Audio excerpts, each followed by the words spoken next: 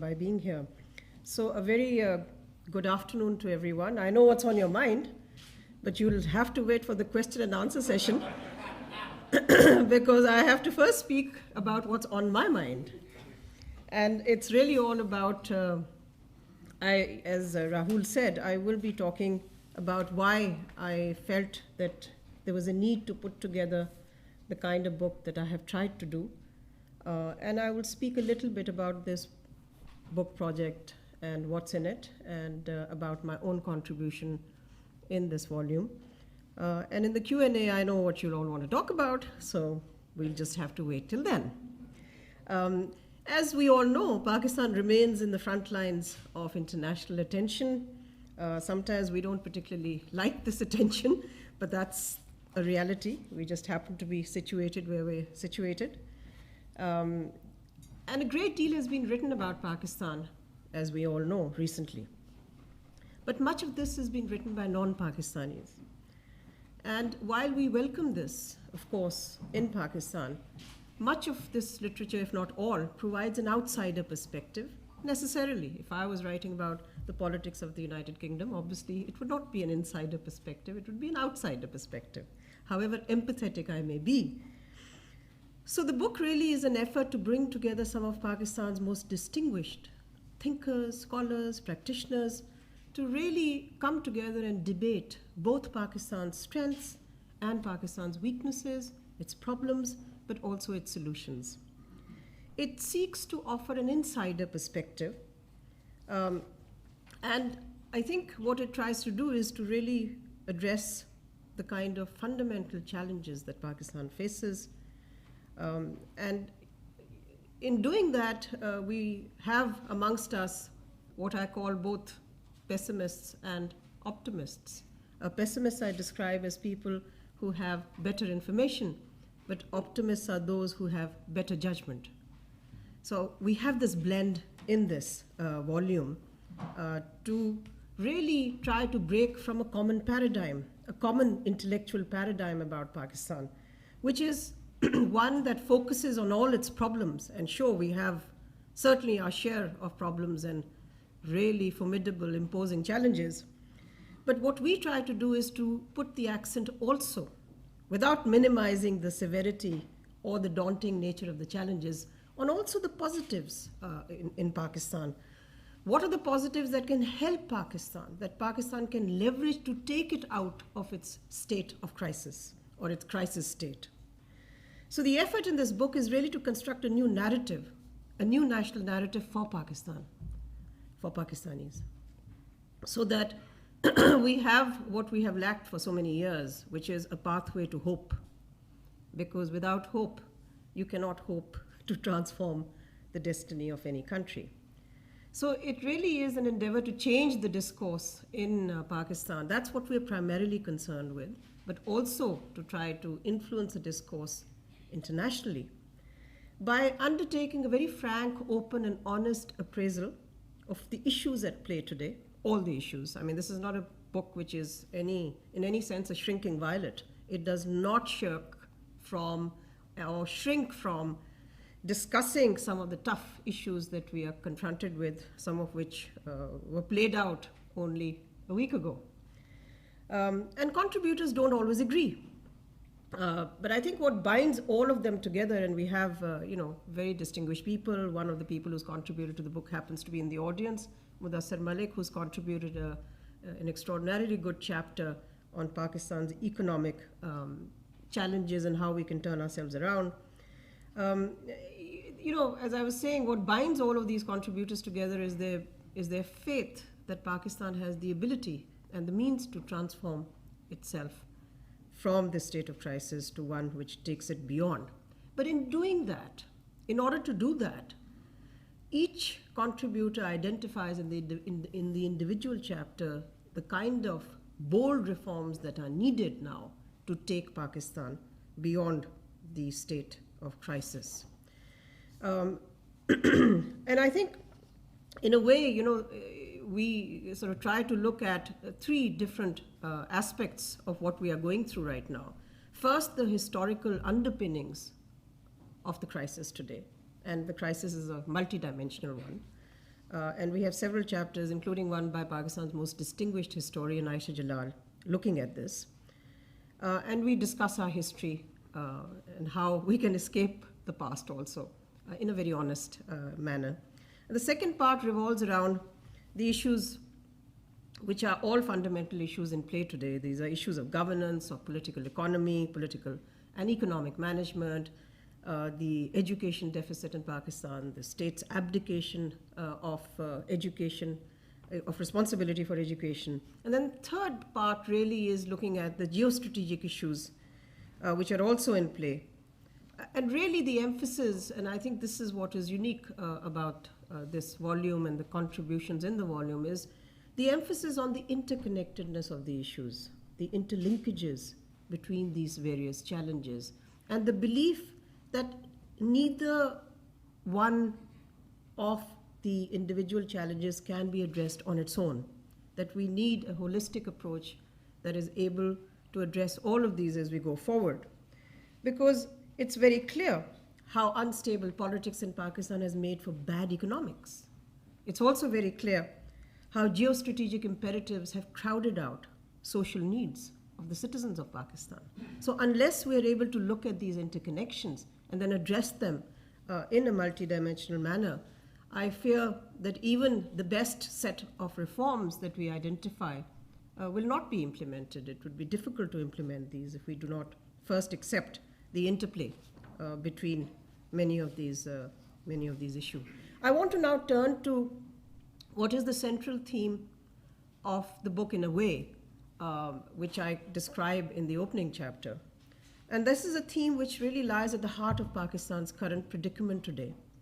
And it's also central to Pakistan's story for the last 63 years plus. And that is of a country which is a fragile state, but a resilient society. A weak state, but a resourceful and strong society.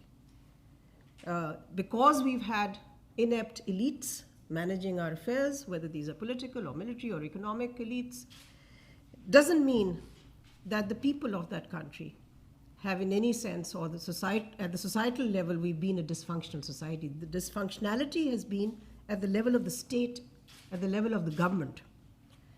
And I think too often outsiders have predicated their analysis at the level of the state and the government, and therefore have been unable to see what's been happening below that. Below that level is, as I said, an extraordinarily dynamic society that has been changing, changes that have actually been missed by the outsider to a large extent, not entirely. There are many who have written very perceptive pieces about the dynamics of social change in Pakistan. And I sort of submit to this audience that it's really resilience that is Pakistan's, in a way, central to Pakistan's story, which has been obscured by the single issue lens through which Pakistan has been viewed of late. And this has deflected attention away from the strength and the stability of its underlying social structures, which has enabled the country to weather many a storm, whether the storm has been in the shape of a natural disaster or in the shape of a man-made disaster. Here is a country which is somehow able to bounce back. It is somehow able to defy all the doomsday scenarios, and there have been many, and they come, fast and furious. In fact, I remember last year, 2010, when the flood struck Pakistan. It was often said that this is one crisis too many, and that Pakistan is now on the verge of keeling over. This is it. It's going to implode. I even remember a very famous advisor to General Petraeus saying that Pakistan will implode in 6 weeks' time. I actually happened to meet him 10 weeks later. And I said, I won't name him, but I think you can all guess who he is. I said, Mr. So I've just coming from Islamabad, just wanted to report to you, we're still around. And we somehow made it through this crisis of the natural disaster. So I think the question, it's a question of what we ask. What is it that we ask about Pakistan? We never asked this question about, and I think if any of you were to take a trip now, of course we are mired in a different set of challenges at the moment, which arose from last week's covert raid into Pakistan. But if we look at, for example, the outcome of the floods, you will be, you'll be surprised, even stunned, to see how this country was able to turn around, which is not to say that all the work of relief and rehabilitation has been completed or it's been achieved. No. But its ability to actually get on with life and to somehow defy the odds is really quite extraordinary. And I think this is something that doesn't get enough attention, and which is why people are often then, in a way, they're scrambling for explanations to sort of find out why is it that this country is able to come through and navigate these challenges. And I think that one of the reasons, I mean, I will give some examples later, but I think, as I said, the floods were a great example of how the country is able to surmount a disaster of huge, huge proportions.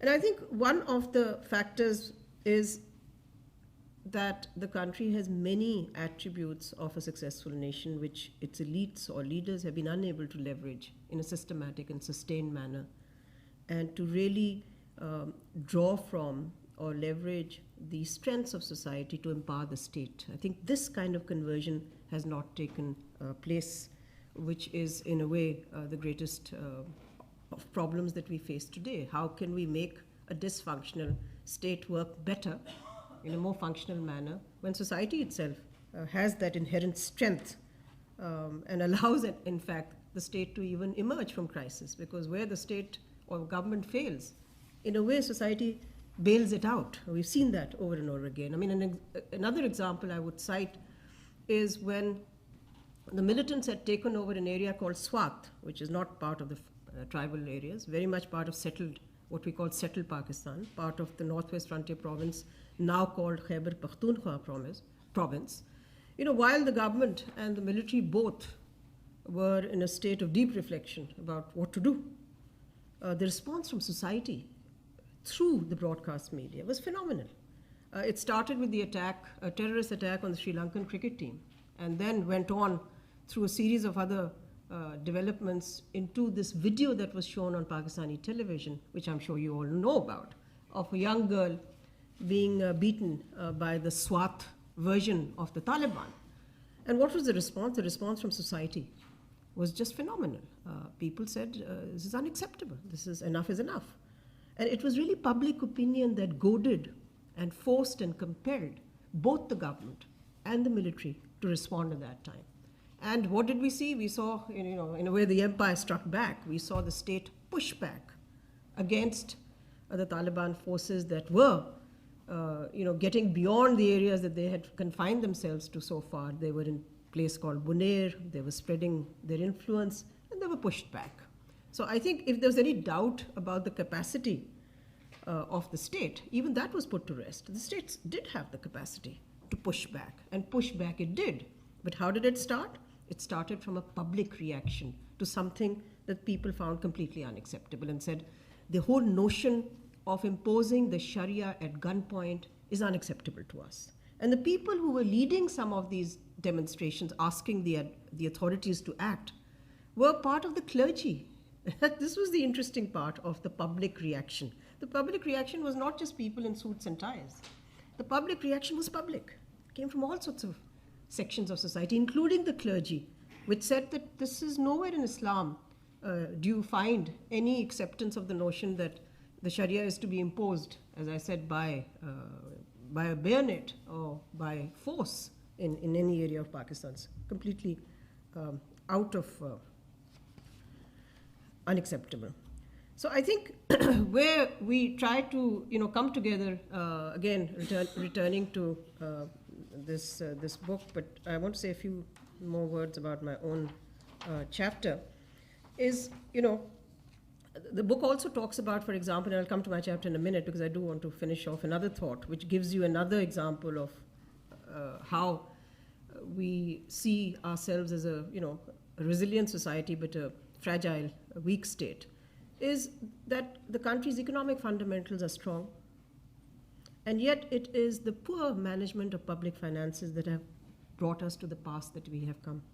And the reason for that is very simple, meaning one can demonstrate that or exemplify it by the fact that Pakistan, even as it's lurched from macroeconomic crisis, which is crisis of public finance, there's never really been an economic breakdown or an economic meltdown in Pakistan. It's interesting. Why do the two things go together? By now, there should have been a run on confidence. People should have been lining in the, in queues at banks to take their money out, but that kind of loss of confidence doesn't occur. Even when the macroeconomic numbers are so bad, they really are very bad. I mean, the budget deficit, the mother of all problems in economic problems in Pakistan is the fiscal deficit. It's the fiscal issue. But here too, you can see the underlying fundamentals of society or of the economy are strong, they're resilient. And again, another example I would give is that of the energy shortage in the country, which is colossal at the moment. I mean, we have brownouts at an unprecedented scale at the moment in Pakistan, electricity shortages. And yet, again, it's a question of management, because the installed capacity of Pakistan is about 20,000 megawatts of electricity. And the peak demand is about 14,500, which means that we actually have a capacity which can more than meet the demand, peak demand. And yet, we have a crisis. The crisis is one of management. The crisis is not one of either capacity or even delivery. We can do all of this, but it's really bad management, poor management at the top. And as we all know, I'm speaking to an informed and distinguished audience, that really the difference between a successful state and a struggling one is good governance, is governance. There is no mystery about it. There is no magic bullet. This is it. This is the bullet.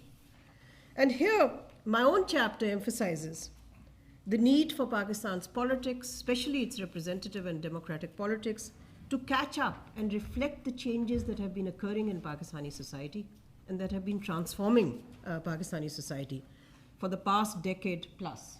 These are changes that have occurred as under the impact of globalization. These are changes that have occurred as a result of greater urbanization. These are changes that have occurred when the economic center of gravity is shifted from the rural countryside to the urban centers. These are also changes which are transforming the dynamic between the state and society, between the state and citizens. The advent and the role of the broadcast media, enormous, empowering citizen, connecting people in a manner that we've not been connected before. These are entirely new things. But on the one hand, you see the dynamics of these changes affecting people and how they relate to a government, how they relate to a state. And on the other hand, you see electoral politics in Pakistan stagnating and really not keeping pace with these changes. And that sort of, in a way, puts the representative system in danger of being increasingly out of touch with the people. Now, this is a paradox. Here's electoral politics. Why should that be out of touch? After all, politicians go back to people for votes. But I think the declining voter turnout in Pakistan is one measure of how electoral politics is beginning to, in a way, disconnect itself from the needs and aspirations of the people. And because politics, and particularly electoral politics, pivots entirely around patronage and clientelist networks, this is what makes the preoccupation of those who run Pakistan patronage rather than policy. Policy is only dealt with when you have to deal with it, but otherwise the entire preoccupation is with how to play off the spoils system and how to distribute the spoils of office. Now that then means that the system of governance is really predicated around the need to reward supporters rather than the need to respond to the needs and aspirations of people as citizens. So when people are seen not as citizens, but as simply as networks of supporters who have to be doled out the goodies that state patronage provides, then I'm afraid this system in a way is in danger of always producing a governance deficit. The deficit that's produced in governance is almost inevitable, because here is a system that caters and focuses on the parochial, on the local, on the goods, as I was saying to you, which have to go to supporters and not to citizens. And it is also an approach that is inimical to the evolution of a national outlook that tends to keep everything very local and very parochial.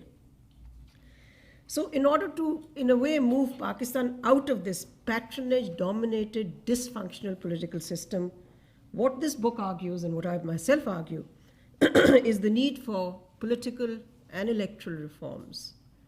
And electoral reforms especially so that electoral politics reflects the last census, and we haven't had a census for more than 12 years. So in other words, the very demarcation of constituencies in Pakistan is based on a very old census, which allows certain kinds of parties to hold sway and does not allow change in the political system. Everything is kind of ossified and in a way almost paralyzed in that period, in that mold of politics, because we've not moved, because we've not had a census. A census is underway now, and I hope the next election and its constituencies will be delimited according to this new census, because therein may lie the possibility of change and political change in Pakistan.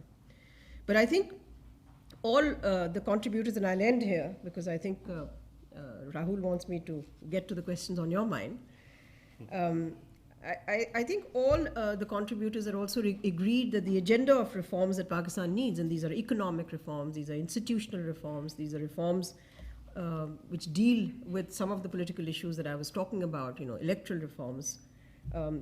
None of these can be pursued, obviously, unless there is a leadership that has the political will to accept, adopt, and pursue these sets of policy recommendations, and there are several that you will find in the book. What you will not find in the book is one action plan, and that's largely because there's a diversity of opinion in this. But what you will find are a series of policy recommendations, none of which are frankly rocket science, but all of which needed to be said by Pakistanis. Because we also believe that the impetus for change can only come from within. Do-gooders from outside are do-gooders. Sometimes they don't do a great deal of good, actually, because they do their own agenda. It's fair enough. And this is not to sound ungrateful for the assistance that Pakistan gets from whichever country, but the change that Pakistan requires cannot come from outside. It can only come from within. And this book tries to play to that or construct that paradigm, which is it's all very well to look outside, but ultimately the key to change has to be from within Pakistan. And unless there is an assertion of political will by the leadership, which is goaded or compelled or influenced into action by the citizens of Pakistan, and I will, in the Q&A give some more examples of how you see more active citizen responses than you've ever seen before. But these don't make the headlines. They're just not sexy enough. They're just not something that excites the outsider, but it excites us.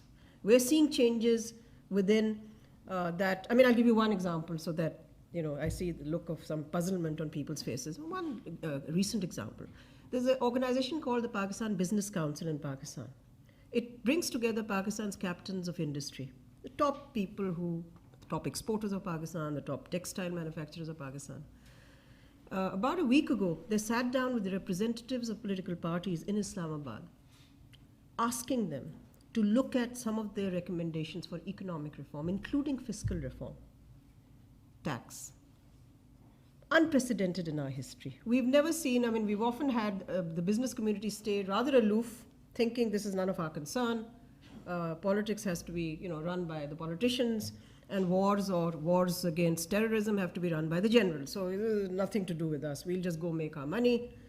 And here is the business community saying, no, we want to be active citizens. And because Pakistan's fiscal crisis is so deep and so unsustainable, they got together and are trying to influence actually the agenda for the next election. Elections are about a year and a half away, maybe slightly more, but I would think about a year and a half. And this is the time where many citizens groups are active in trying to see how they can get political parties to respond to more modern agendas, to the agendas that are needed to take Pakistan out of its crisis state. So I'll end here, and I'll take the questions. You want me to come back there? Or?